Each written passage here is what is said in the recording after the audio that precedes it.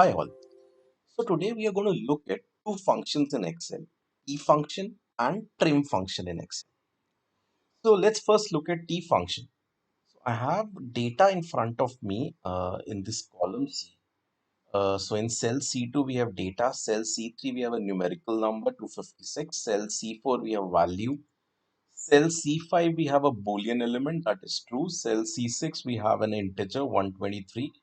Cell C7 we have a boolean element false and cell C8 we have station as a text element.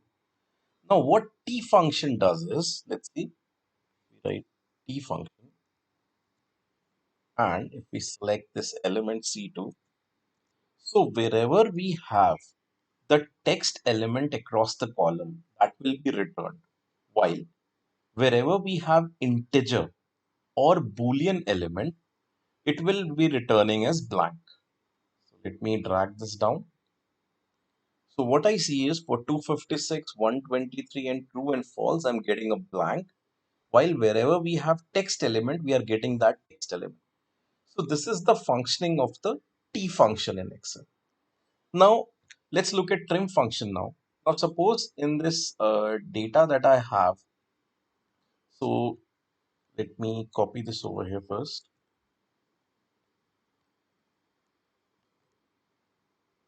Right. Now suppose if I deliberately add in spaces before this.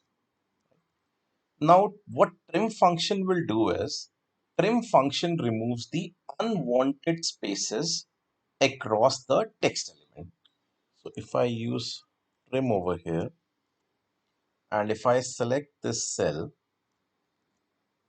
the unwanted spaces have now been removed from the data using the trim function. So this is the functionality of T function and trim function in Excel. So in case the video was helpful, please do like the video. And for more such videos, please subscribe to my channel.